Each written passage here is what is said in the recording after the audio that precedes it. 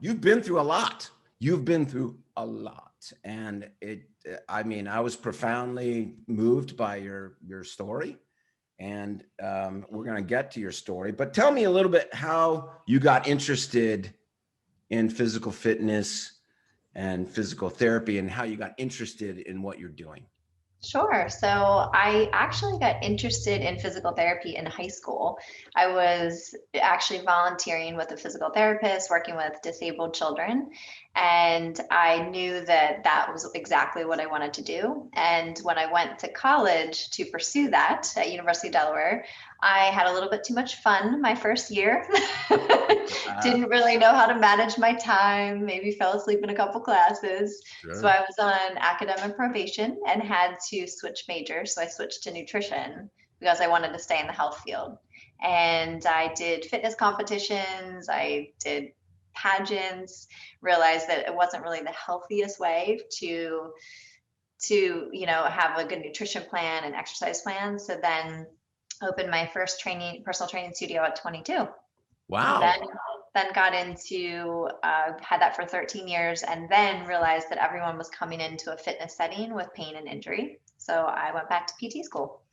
Wow. Very good. So Yeah. is that, were you a doctor before, or is that when you became a doctor after that?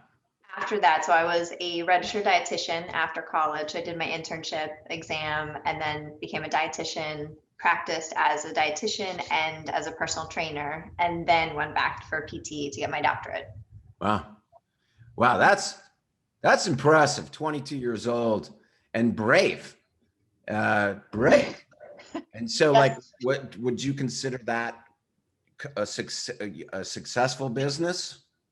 Yes, I had it, like I said, I had it for 13 years. I didn't know anything about business, so it was really trying to learn Right. everything as I went. I was Baseball bat writing. school. Right. Yes, I remember making flyers and putting them on people's mailboxes. And so, yes, I learned a lot. But I think with that, I learned so much about myself and my passion and my purpose. And I was so involved in the community. I also think in a positive way, and then in some ways maybe not so positive, it became my identity. So I think that was really hard when I was had to sell it. Yeah. Oh, so you sold it. Yes. So I know we're going to get into this, but when I was getting married and then I got cancer Yes. and I had my business, and I was working full time at another facility as a physical therapist. I had to make a decision. So Oh, wait a minute. So you had your business and mhm. you were working in another business? I was a clinic director for a huge physical therapy company. Now, So why was that? Why were you doing that?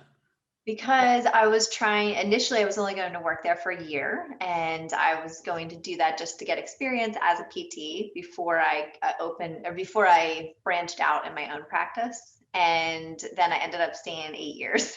Wow.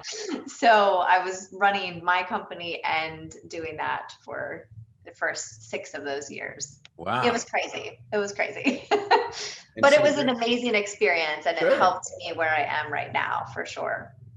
And so you said it. You were diagnosed with cancer. How old were you? So I was 35, Wow. And you found out 2 days before your wedding? 2 months before my 2 wedding. months before your wedding. Sorry, That's that's a okay. typo. And- Bad info. It's Just 2 days. I was okay. like, 2 days? Renee. All right. We'll forgive her. Yeah, yeah, we will. Okay, 2 months still, 2 months Two before months. your wedding. I mean, like that would probably ruin most people, and they would run. The world is over. So tell me, like, kind of like what your reaction was to that, and When I found out, I was just like anybody would be. I was completely overwhelmed. I was very, very emotional. I felt like, how could I focus on health my whole life right, and be in this position, and especially right now? I think I was so excited to get married, as most people would be. I planned every detail of my wedding. So I was so involved in it, and just I wasn't stressed at all. I was just really excited. And so I think when this happened, it was just kind of a little bit heart-wrenching. And at first it was really scary because they didn't really know exactly what it was going to look like. They thought that I was going to need to do just radiation.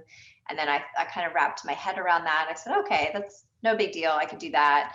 And then it turned out to be stage 3 cancer. It was a really rare and aggressive cancer. And then I had to do chemotherapy. I had to get surgery.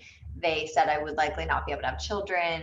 So I had to go through that whole emotional roller coaster.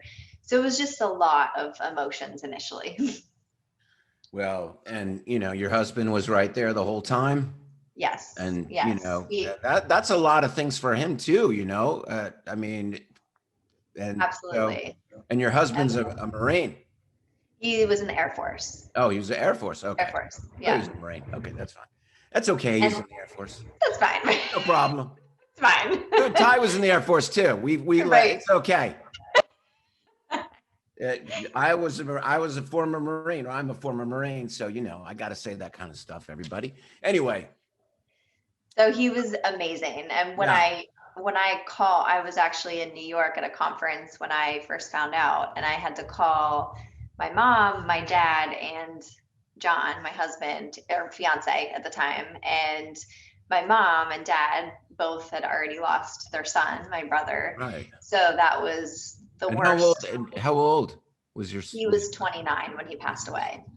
was it the same cancer or different? No, he had Hodgkin's when he was 11, and then he had Hodgkin's again, and then it came back as a secondary cancer, as lung, which spread to the brain.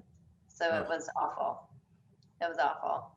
So then I had to call them, which was the hardest phone call I ever made. And then John, which was equally as hard because my experience of cancer was not very good. And we were with him, caregiving for him during hospice. So I said to him, I totally understand if you don't want to marry me. And he said, what?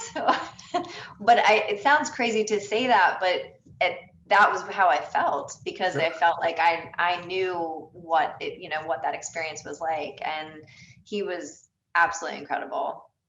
That's Stood by me fantastic. every step of the way. Good man. Good man. Good man.